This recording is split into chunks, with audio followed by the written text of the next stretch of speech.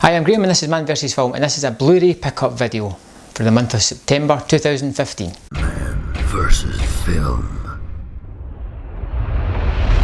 Yeah, I know it's a Blu-ray pickup video, but I did pick up one DVD this month, one that I felt compelled to go and pick up because it simply wasn't out in Blu-ray, not in the region that I'm in anyway. And that movie is Super Cop, also called Police Story 3. This is a fantastic action movie. It's been a good 10 years since I've seen it. If you haven't seen it, check it out. It's got some of the best action ever filmed. Okay, on to the Blu-rays, and yet again I've spent far too much money on Blu-rays, so we're just going to get stuck straight into some of these movies. We're going to start off with the Masters of Cinema collection. I've picked up a fair few this month now. All of these movies I know nothing about, but because they're Masters of Cinema, I have picked them up because they're generally something about them that's just a little bit different and something that you should see. They're not always great movies. Some of them are fantastic, some of them aren't that great, but they're always something that's worthwhile watching, and the extra materials on them are always fantastic. So every now and again there's a small sale on them, and if you're really lucky you can pick up loads of these at really crazy prices, because generally these things never get reduced and they're always high priced. But I'll just go through these as quickly as I can. Medium Cool, Oedipus Rex,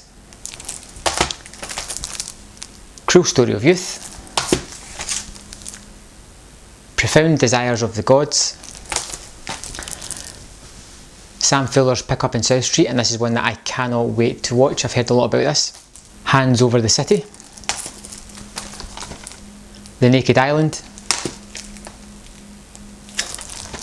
Fellini's City of Women, Le Silence de la Mer, Queer Fidel, and my last Masters of Cinema pickup is the Martin Scorsese's World Cinema Project triple bill of movies. It's Dry Summer, Trances and Revenge, and it comes with a booklet about these movies.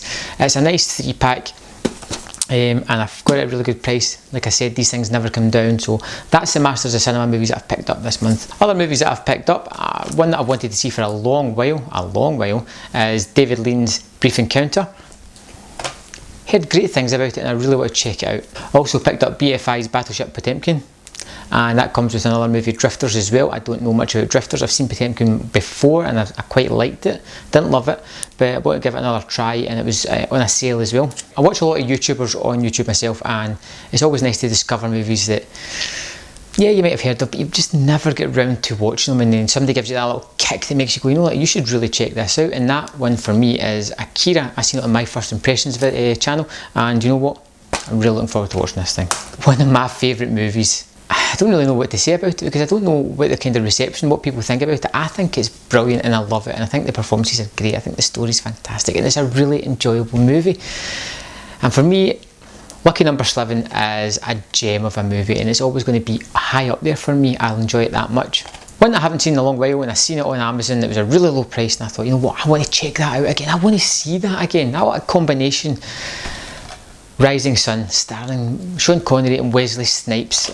Connery and Snipes are investigators, try to investigate this murder that happens in a Japanese corporation's headquarters in Los Angeles, and it's based on a Michael Crichton book. And you know what, I think I really liked it last time I saw it. Another one I picked up is Ryan Reynolds in The Voices, and I just watched that not long ago. I was expecting much more from this movie, and it really just, I don't know if I should give it another try just to see if I'm going to see anymore. If you've seen this, let me know what you think of it, because I'm really curious if I missed the point of it or that. I didn't think it was that great. I thought it was tonally, it was up and down. But I'd love to hear your opinions on it. Another movie that I picked up recently to check out was Everly. I do know that Joe Lynch did Wrong Turn 2, which is really good. I quite enjoyed that. And The Knights of Badassdom, which I quite liked as well. This one, however, felt as if it was trying to be too cool for its own good and didn't quite work totally. I'll give it another try just as a pure action movie, but it felt as if it was trying to do too many things that I've seen in too many movies before. Another one I picked up is the directorial debut of Jason Bateman, and that is Bad Words, and it stars him as well.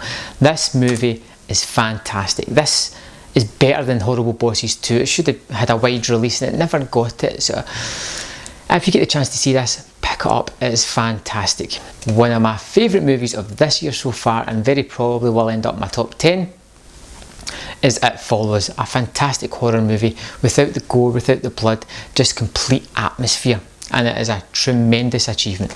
I also picked up The Long Good Friday. This box set of The Long Good Friday comes with Mona Lisa as well. It is a 6-disc edition, and it has copious amounts of extras with it. I mean, look how thick this thing is. 2 movies. and it's got all this extras with it. And again, this was another fantastic sale price on Amazon. And last but not least, I don't have any steelbooks this month. I haven't picked up any at the moment. But the one thing that I did pick up this month, I was so excited to get my hands on, and something that I can't wait to just get ripped right into, was the Videodrome box set. Now, this box set contained 2 or 3 versions of the movie, some of his early works, a book about the movie. It's pretty much the complete package. Everything you wanted Videodrome is in here.